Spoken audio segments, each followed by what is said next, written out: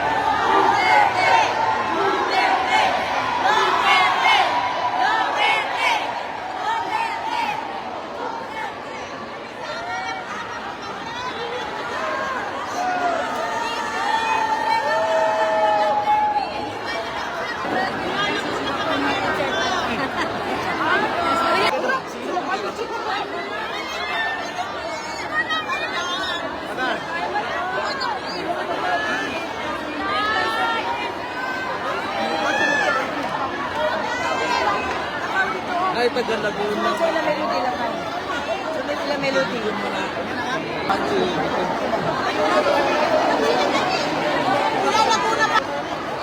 Sakit na ako, sakit na ako.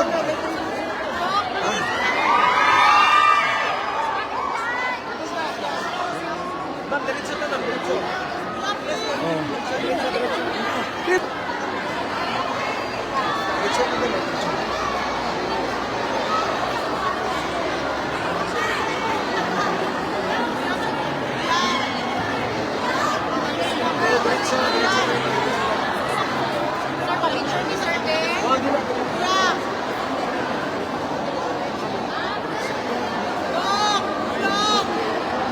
Mahirapan din sa pila talaga doon.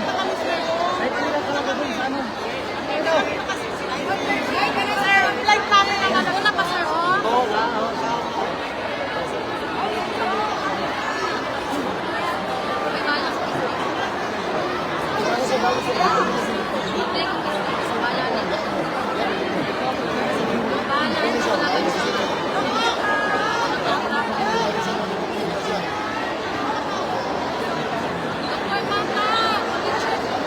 Kali lang, si Doc Mata, kali lang. Doc Mata, kali lang. Nalamin kaya si Kaso. Alam.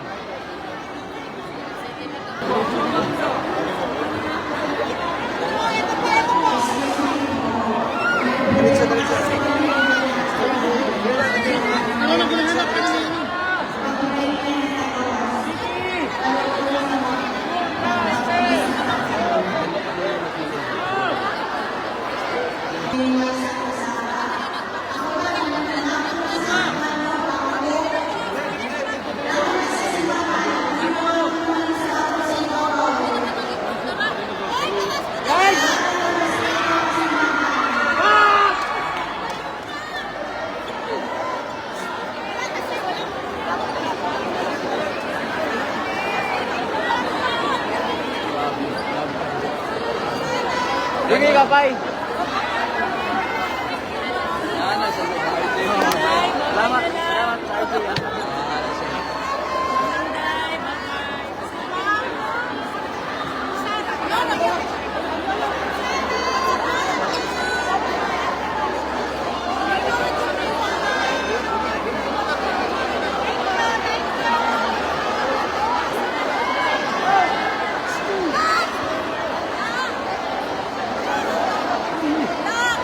Grabe talaga yung karisma ni Vice President Sara Duterte. Kahit saan pumunta sa sulok ng Pilipinas, pag nakita ng taong bayan, dinudumog po talaga, naghihiyawan palapit sa kanya, sisigawan Duterte, Duterte. Ganun kalakas ang mga Duterte sa taong bayan. Ito ay nasa simbahan pa ito dahil nagkakaroon ng misa dyan sa Davao City dahil po anniversary ngayon o isang taon na ngayon nung nahuli o hinuli si Pangulong Rodrigo Duterte at dinala sa dahig. Kaya itong araw na to o yung pizza na to, hindi ko talaga makalimutan yung sinabi ni General Torre na sabi niya, hilain ko yan, hilain ko yan. Grabe. Grabe yun. Parang napakasakit panuuri na isang matanda, hirap na po makatayo, hirap na makapaglakad. Tapos, sisabihan mo na hilain ko yan, hilain ko yan. Kasi si Pangulong Rodrigo Duterte nakaupo lang sa upuan. May sakit yun, inatake pa ng sakit niya. Grabe po, kaya naka-oxygen nga siya, di ba? Inatake pa siya noon. Kawawang kawawa si Pangulong Rodrigo Duterte sa kalagayan. Isang taon na po ngayon, isang taon na po. Pero yung sinabi ni Torre, nakatatak na po yan sa mga isipan ng tao. Yung sinabi niya na, hilain ko yan, hilain ko yan. Grabe yung sinabi nun. Isang matanda, may sakit, hirap na maglakad, hirap na makatayo. Nasabihan mong hilain mo yan. Ang tindi, di ba? Isang taon na ngayon po. Kaya nagkaroon ng misa dyan sa Davao na sana makakauwi na po si Pangulong Rodrigo Duterte na ligtas at paano siya mapapauwi na ligtas. Sana po makakauwi na po ang ating dating Pangulo na wala na pong ginawa kundi mahalin ang bayan, magserbisyo sa bayan. Minahal niya ang taong bayan kaya ayaw niya sa druga dahil alam niya ang druga masisira po ang pamilya, masisira po ang kabataan. Maraming may bibiktima na kasamaan kapag lumalaganap po talaga yung illegal na druga. Kita nyo, grabing karisma sa mga Duterte, di ba? Kahit saan po talaga, sigaw Duterte. Kaya dyan po talaga makikita sa mga kalaban. Nakikita nila yan Nakikita nila yan na grabe pong pagmamahal ng taong bayan kay Vice President Sara Duterte. Ganun po talaga katindi. Kaya takot na takot po talaga yung mga kalaban nila dyan. Biruin mo, ikumpara mo si BBM at saka kay Vice President Sara Duterte pag nakita ng tao, naku po, doon lahat yan kay Vice President Sara Duterte. Kung si Risa naman ang katapat niya, magsalubong sa isang lugar, sigurado lalangawin si Risa. Doon papunta lahat kay Vice President Sara Duterte. Makikita po natin kaya ang mga tao talaga na galit kay VP Sara Duterte, inggit na inggit yan kung bakit ganun kamahal ng taong bayan ang Vice Presidente. Siyempre nakikita po kasi yan sa gawa, di ba? Nakikita yan sa ginagawa ni Pangulong Rodrigo Duterte noon na yung trabaho niya ay para po talaga sa bayan. Galit lang naman siya sa mga taong masasama. Diyan po talaga siya galit sa mga masama na tao. O yung mga korap, galit na galit po siya dyan. Pero pag ikaw ay matino na tao, mamahalin at protektado ka ni Pangulong Rodrigo Duterte. Kaya yung mga kalaban niya, kalaban ni Sara Duterte, grabe po, lalo pag nakita nila ulit yung video na to, nakita nila to, talagang kamot sila sa ulo. Sabihin nila grabe palagi talaga nagmamahal kay Sara Duterte. Ang tindi. Hindi mo masasabi na Davao yan, porkit Davao yan, marami tao. Sabihin na Davao kasi yan Hindi po. Kahit saang sulok sa Pilipinas po si VP Sara Duterte pumunta. Malayo pa lang sinasalubong na ng mga tao. Magsisigawan, Duterte, Duterte. Ganon katindi o ganon kalakas ang karisma ng mga Duterte sa taong bayan. Dahil yan sa ginagawa nila. May nakikita po kasi ang taong bayan na maganda sa mga Duterte. Nakita nyo yung Davao, kung gaano kaunlad yung Davao City. Di ba? Napakaunlad. Saan ka makakita ng syudad na grabe yung mga investor pupuntahan.